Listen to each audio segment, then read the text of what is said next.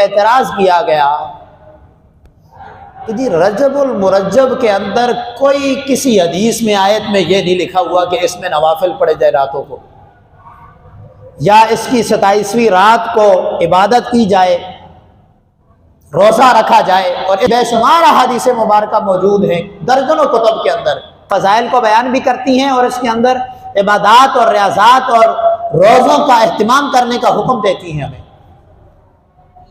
لیکن اس نے یہ اعتراض کیا، مجھے اس بندے کے اعتراض کو سن کے نہ بڑا دکھ ہوا۔ میں نے کہا افسوس کہ تم نے دین کسی عالم دین سے سیکھا ہوتا تو شاید یہ نوبت نہ آتی، لیکن جب عورتوں سے دین سیکھو گے تو معاملات ایسے ہی بنیں گے۔ مثال کے طور پہ یہ اعتراض کے جواب سے پہلے میں ایک مثال آپ کو سمجھانا چاہتا ہوں۔ سمجھانے کے لیے قرآن نے ہمیں صرف اصول بتایا ہے۔ مثال کے طور پہ قرآن مجید برہان رشید کے اندر موجود ہے، حرمت علیکم امہاتکم و بناتکم و اخواتکم و عماتکم و خالاتکم و بنات الاخی و بنات الاختی۔ یہ ساری آیت قرآن کے اندر موجود ہے۔ اختصار کے پیش نظر میں عرض کرنے لگا ہوں مفہوماً کہ قرآن نے کہا تمہاری ماں، بہن، بیٹی، تمہاری خالہ، تمہاری پھپھو، تمہاری بہن کی بیٹی، تمہارے بھائی کی بیٹی، تمہاری رضائی بہن، رضائی ماں، یعنی سارے رشتے گنوا کے قرآن نے کہا یہ تمہارے لیے حرمت علیکم، تمہارے لیے حرام ہے۔ یہ قرآن نے ان کو حرام کر دیا۔ اگر کوئی بیوقوف اٹھ کے یہ کہے کہ کیا خالہ کی بیٹی سے نکاح جائز ہے تو میں کہوں گا ہاں جائز ہے۔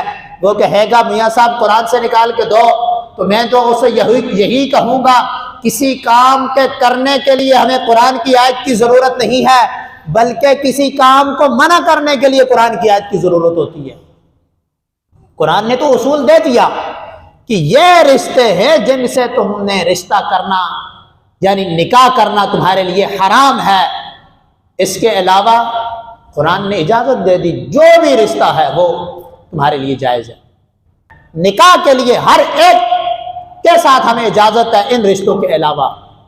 تو پتہ چلا نکاح کرنے کے لیے کسی رشتے کے ساتھ یہ ضروری نہیں کہ قرآن میں لکھا ہو فلاں رشتہ دار کی بیٹی سے نکاح کرنا جائز ہے کہ نہیں، مگر یہ ضروری ہے کہ ہاں اس سے نکاح نہیں کرنا قرآن میں لکھا ہے، یعنی منع کرنا قرآن میں ہوتا ضروری ہے۔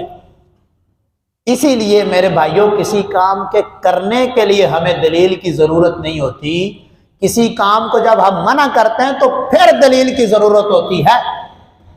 اب آئیے اپنے موضوع کی طرف کہ رجب میں روزہ رکھنا نہ قرآن میں ہے نہ حدیث میں ہے، مان لیتے ہیں نہیں ہے، لیکن قرآن میں یہ بھی تو نہیں ہے کہ رجب میں روزہ نہ رکھو، حدیث میں یہ بھی تو نہیں ہے کہ رجب میں روزہ نہ رکھو۔ تو جب قرآن نے منع نہیں کیا، میرے نبی علیہ السلام کے فرمان نے منع نہیں کیا، تو کون ہوتا ہے جو منع کر سکتا ہے؟ روزہ اللہ کی عبادت ہے۔ ہاں جن دنوں منع کرنا تھا، چھوٹی عید کے دن، بڑی عید کے دن یہ روزہ نہیں رکھ سکتے آپ، یعنی جس چیز کو منع کرنا تھا میرے نبی علیہ السلام نے منع فرما دیا، بتا دیا کہ اس وقت روزہ نہیں رکھنا، اس کے علاوہ کوئی بھی دن ہے ہمیں منع نہیں ہے روزہ رکھنا۔ 27 رجب کو ہمارے آقا صلی اللہ علیہ وسلم ارشاد فرماتے ہیں مجھے نبوت عطا ہوئی، اور جو اس دن کا روزہ رکھے اور افطار کے وقت دعا کرے 10 برس کے گناہوں کا اس کے لیے کفارہ ہے۔ اور پھر حدیث پاک کے اندر یہ بھی موجود ہے، باقاعدہ اس چیز کو بیان کیا گیا کہ جو روزہ رکھتا ہے ماہ رجب کا، فرمایا جو پہلے دن کا روزہ رکھتا ہے اللہ اس کو 3 سال کے روزوں کے کفارے کا ثواب عطا فرماتا ہے، جو دوسرے دن کا 2 سال کے، جو تیسرے دن کا 1 سال، اور فرمایا اس کے بعد جتنے بھی روزے رکھتا ہے اللہ ہر روزے کے بدلے 1 مہینے کے روزوں کے برابر ثواب عطا فرماتا ہے۔ اب ہمارے پاس حدیث موجود ہے، اب جو انکار کرے گا تو اس حدیث کا انکار کرے گا۔ جب چاہے ہم اپنے رب کے آگے سر جھکا سکتے ہیں، جب چاہے اس کے لیے ہم روزہ رکھ سکتے ہیں، ہمیں کوئی منع نہیں کر سکتا۔ شعب الایمان کے اندر کہ 27 رجب المرجب میں نیک عمل کرنے والے کو 100 برس کا ثواب ملتا ہے، 100 سال کا ثواب ملتا ہے اسے۔ تو آپ اندازہ لگائیں، یہ ایک حدیث پاک بلکہ اور سماعت فرما لیں، شعب الایمان کے اندر ایک اور حدیث پاک بھی موجود ہے۔ ہمارے آقا صلی اللہ علیہ وسلم نے ارشاد فرمایا رجب کی یہ روزوں کی ترتیب بتاتے ہوئے، فرمایا جو رجب کے 7 روزے رکھے اللہ جہنم کے 7 دروازے اس کے لیے بند کر دیتا ہے، جو رجب کے 8 روزے رکھے اللہ جنت کے 8 دروازے اس کے لیے کھول دیتا ہے، جس سے مرضی وہ داخل ہو۔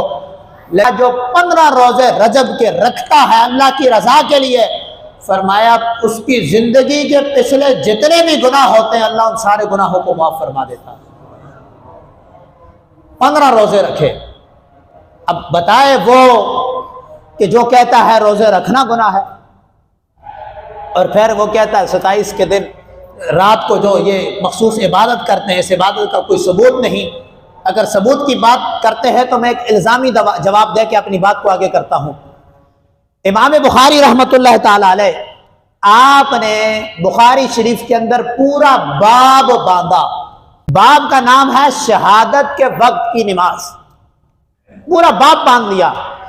قرآن میں آپ ایک آیت سے نہیں بتا سکتے کہ شہادت کی نماز کا کہیں قرآن میں حکم ہو یا حدیث میں، مگر ایک صحابی ہیں جنہوں نے حضرت خبیب رضی اللہ تعالیٰ عنہ، انہوں نے شہادت کی وقت نماز ادا کی، اور امام بخاری نے شہادت کی وقت نماز کا پورا باب باندھ دیا۔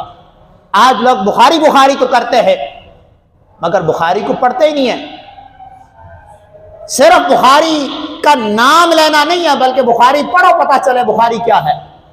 اب یہاں امام بخاری نے جو باب باندھا، عرض کرنے کا مقصد یہ تھا کہ بتائیں وہ لوگ جو اعتراض کرتے ہیں 27 رجب کی رات کو نوافل پڑھنے جائز نہیں ہے، تو امام بخاری نے تو پورا باب باندھا، نہ قرآن میں ہے نہ حدیث میں ہے۔ بتائیں حضرت خبیب نے یہ نماز کہاں سے حاصل کی، یہ کہاں سے لی نماز جب اللہ اور اس کے رسول نے نہیں دی؟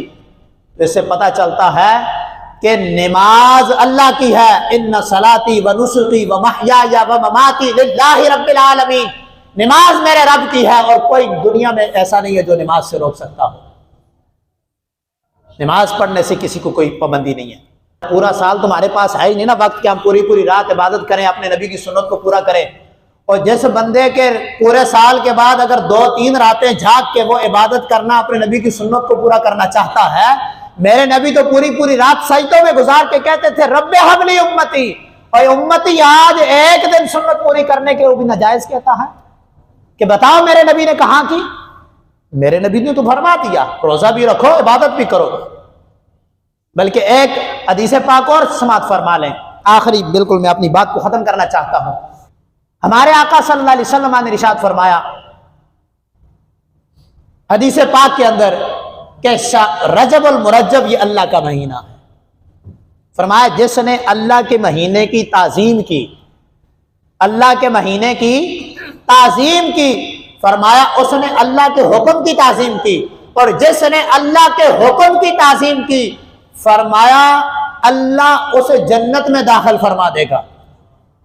جس نے رجب کی تعظیم کی، اس نے اللہ کے حکم کی تعظیم کی، اور جس نے اللہ کے حکم کی تعظیم کی اللہ اسے نہروں والے اس باغ میں داخل کرے گا، یعنی جنت کے اندر، جس کو صرف جنت نہیں بلکہ جنات النعیم کہا گیا، سب سے اعلیٰ قسم کی جو جنت ہے اس میں اللہ داخل فرماتا ہے۔ اور سوچیں وہ لوگ، یہ تو رجب کی تعظیم کی بات ہو رہی ہے حدیث میں کہ رجب کی تعظیم کرنے والا جنت النعیم میں داخل ہوگا، اللہ اسے وہاں داخل کرے گا، اور جب رجب میں روزہ رکھے گا اس کا تو شان ہی الگ ہے۔ تو آج تو لوگ روزہ رکھنے سے منع کرتے ہیں، میرے نبی علیہ السلام تو رجب کی تعظیم، مہینے کی تعظیم بھی بتا رہے ہیں۔ اب ان لوگوں کے نزدیک تو شرک ہے نا جی،